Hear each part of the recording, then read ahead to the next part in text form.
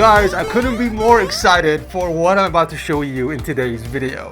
Okay, by now I'm sure a lot of you have seen a lot of really cool 3D printed figurines, PC cases, and even accessories on YouTube and other socials. I mean, even my most viewed setup video on the channel, the Wolverine setup, included 3D printed desk risers. Such stuff used to be so inaccessible for everyone. And now Elegoo is blessing us with one of the biggest leaps in tech for our setups. The Centauri Carbon, which is supposed to be around, if not under 500 bucks. Now, $500 isn't exactly pocket change, of course, but compared to how inaccessible Core XY 3D printers and custom gear used to be for a vast majority, this is a huge difference. It gives everyone an entry point into DIY without having to buy or order prints from a third party. All right, let's check this thing out. This unit, along with the Mars 5 Ultra Resin printer I have here, were sent by Elegoo for review. We'll go over some specs in a minute, but my main focus will be printing some cool setup accessories. So let's dive right in.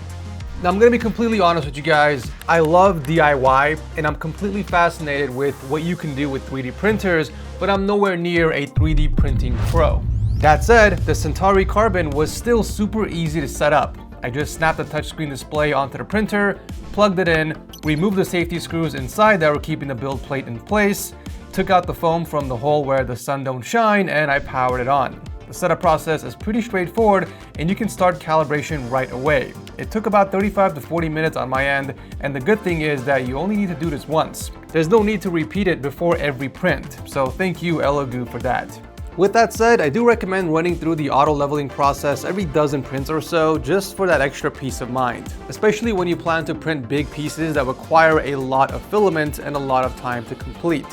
As I mentioned earlier, I'm not gonna do a super deep dive into like the specs and technical details of these printers, and instead I'm gonna show you guys real life examples of what you can print using these printers and also how you can spice up your own setup.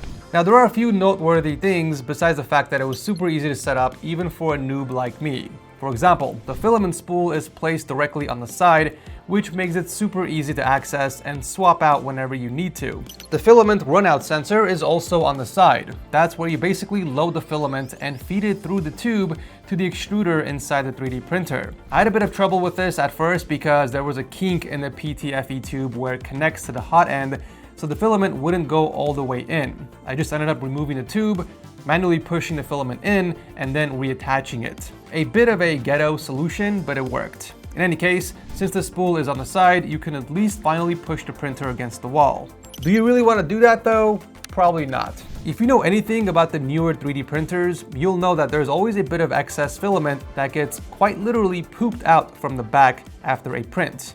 If you don't want colorful printer excrements on your desk, the very first thing you should print is a poop chute. You can use a cup, a random trash can STL file you can find on Thingiverse, or simply one of the preloaded Elegoo designs. A poop chute collector that literally comes in the form of the Centauri Carbon. You print it out, hang it on the designed mounts on the back, and voila, a little porta potty for your printer. So one of the cool things about the printer is that you can use Wi-Fi to send prints. You can do this through their designated software called Elegoo Slicer. It looks identical to the Bamboo Lab software, which was on purpose by design for ease of use. I do hate that the calibration button is in a different spot, but you can't have it all, can you? On the printer, you go into the network settings on the touchscreen menu, connect to your Wi-Fi, which will then give you the printer's IP address. Then you open up the Slicer software, and in the preview menu, click on the wireless icon to select the host type as Elegoo Link.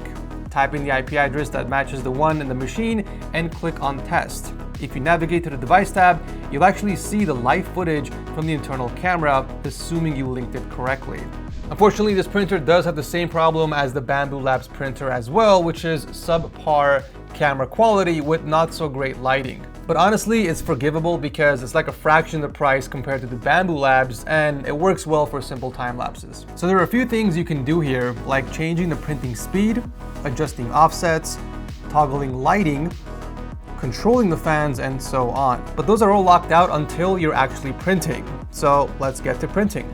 You import your file, you slice it, and then the software shows you details like the amount of filament used, the estimated print time, and the machine's preparation time. I've noticed that the preparation time here is actually significantly faster than my other Bamboo Lab printer. And if any of you guys watching have used those before, then you know that their pre-print calibration takes about 5 to 7 minutes. Here, it only takes a few seconds. Of course, the chamber, nozzle, and the bed still need to heat up, but you're ready to print much quicker.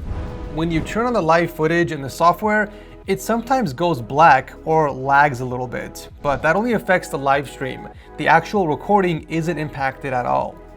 Now that we have the poop chute and some of the details out of the way, let's see what we can do to improve and spice up a setup. I already have a few ideas in mind for the Centauri Carbon. I'll be printing a few very useful accessories that I'll be using myself on a day-to-day basis, and we'll also be doing a few prints on this bad boy, but I'll save this for dessert at the end. Most of you have already seen me build my ultimate floating dream setup, but it's nowhere near complete. There are plenty of gadgets I still want to add, and some 3D printed pieces that would help fill the empty space on this relatively large desk. Also, as a side note, Elegoo was kind enough to send us their PLA filament for all of our prints today. PLA is actually the easiest material to work with, so they know me well. There's no extra setup process or steps required to print with this. You just slap it on the printer and you're good to go. Now, one thing that you see in almost every setup is an Alex drawer. It only makes sense. Every setup needs storage, and these drawers are a cheap solution for organizing your gear. But here's a downside. The drawer itself doesn't come with an organizer. I mean, there are millions of them online, but you can't really customize them to your exact needs. I'm planning to print 4 to 6 inserts to hold all of my main gear that I don't keep on the desk, but still have quick access when needed. Also, as a bonus, you might even save some money compared to buying them online. So the inner dimensions of the Alex drawers are 11.5 by 20.5 inches. With the Carbon Centauri's build volume of 256 by 256 millimeters, we could print 2 large organizers in one go if we really wanted to. However, I do want to make multiple smaller ones so we have more options for layout and moving them around. Okay, everything's sliced, so now we can print. I have to say, I'm glad these glass doors are there because this thing is loud, and that's completely normal for 3D printers, by the way. But still, you're way better off with a printer that has an enclosure than one with an open chamber.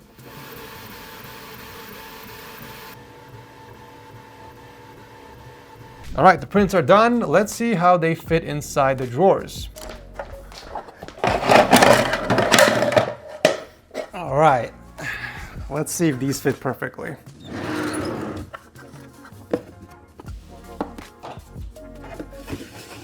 Oh, that is such a nice snug fit. Look at that. So the cool thing about this is that I can mix and match the trays and come up with any design I want, which is sweet. And this goes all the way in the back. So we're using up every centimeter of space here. Look at that. Just enough wiggle room to where you can easily pull out the tray and snap it back in. Damn, that is so much more organized. Like every item has its own dedicated compartment and it's just so much easier to find now. Got my 150-piece precision screwdriver kit over here. Got some batteries in this one. I mean, this is beautiful. Honestly, this is beautiful. Now I gotta print like 5 more sets of these for the other drawers. But here's the crazy part about all this. This entire set used up 925 grams of filament, which is almost a full spool, and that cost me a total of $12.46, which is actually still slightly cheaper than any organizer tray you can find on Amazon. But the overall cost can be lower if you buy the filament in bulk, which I'm sure a lot of 3D printers watching this video do in the first place because you save a lot of money when you buy filament in bulk. But the main takeaway here is that you can completely customize the tray or the prints to fit your needs. I mean, sure, you can save a little bit of money in the process, but the biggest selling point here is the customization. Now, if we shift focus back to my desk, you can see that it's looking a little bland. Since I love having my coffee in the morning while working, a coaster set would be a perfect fit. It's also the perfect accessory to test the 4 speed modes of the printer. We've got silent, standard, sport, and ludicrous mode. So I went with a very minimalistic honeycomb design for the coasters. It should still look cool, but not grab too much attention. As you can see, the ludicrous mode is quite literally ludicrous. So finish the print in around 32 minutes. And of course, with ludicrous mode, you do get an increase in fan noise, but it's a fair trade-off for the speed.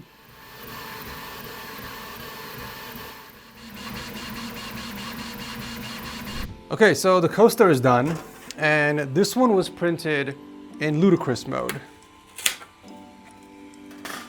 And this one on the right was printed in balance mode. Can you guys tell the difference? I honestly can't even tell the difference between these two. And if I didn't tell you that one was printed on ludicrous mode and the other one balanced, you guys probably won't even notice as well. I mean, you might have to look at it at a microscopic level to notice the differences, but you know, from like 1 feet apart, there's literally no difference. At least to me. I don't know if this would be the case with bigger projects, but for something this small, honestly, it's better to just go with ludicrous mode and get it done much sooner. But if the printer is in the same room as your office and speed is a factor, then obviously I would probably set it to silent or balance. All right, let's test it out.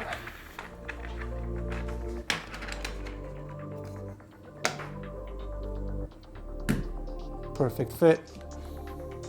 Let's go. Look at that, nice.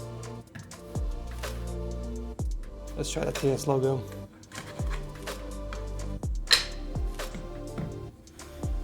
Look at that, that's beautiful. I think I would want to make a slightly larger one because I do have a DBZ mug that's much bigger than this one. This is actually one of my favorite mugs, and this one's slightly bigger. I mean, it sits flush, but you want the coaster to be a little wider than your mug. It'll fit in this one, but that's not really a coaster. Well, I guess it can be if you want it.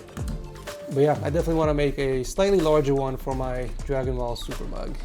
But so far, I'm happy with these.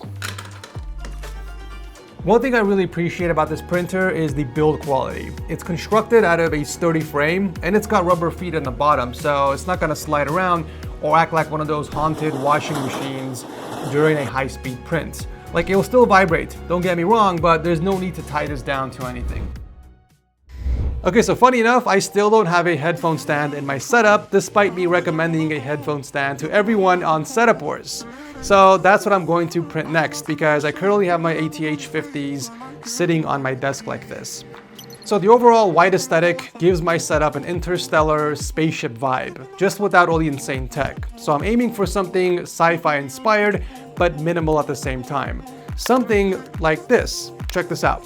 All right, the stand should be done now. Freshly baked out of the oven. Let's take a look. Ooh, loving that TS logo over here. Check that out. Remove the supports. Beautiful. So this groove on the bottom is basically where this portion slides in on the bottom like this. Look at that. Obviously, I gotta take it outside and slap it with some white paint before it goes on my setup, but structurally, I think this will work. All right, before I bring this outside and paint it, let's go ahead and test it out with this ROG headset that I have. Not too shabby. I mean, it does its job. And honestly, I don't even have to attach the base to the neck piece. There's just enough friction on the bottom to where it sticks and it doesn't move. So, I mean, I can technically remove this and add some glue on the bottom if I want to make it permanent, but honestly, it's not needed. In case I need to transport this, it's always good that I have the option to disassemble it and then move it. But yeah, I mean, we're good. Let's take this outside and paint it. Now obviously the filament is in gray, so after it finished printing, I took it outside and I slapped it with a few coats of Rust-Oleum paint and primer in semi-gloss white. All right, so this has dried up. Let's go ahead and test it out. Where the hell can I put these so that they don't block the monitor view, but also they're within reach? Maybe over here? That just looks off. That just looks off. Maybe over here. Closer to my audio interface, because I still have to plug these in. Unfortunately, they're not wireless, so the cable's gonna be a little annoying to constantly, unplug from the audio interface and then store it in my drawer. But I don't know, I think I'd have to do it over there. What do you guys think? It's gotta be either the right side or the left. There's literally no other place I can put it on my setup. That makes sense. Oh, you know what? What if I just put it in the back? Can I just like tuck it away? So that way it contributes to my minimalistic aesthetic.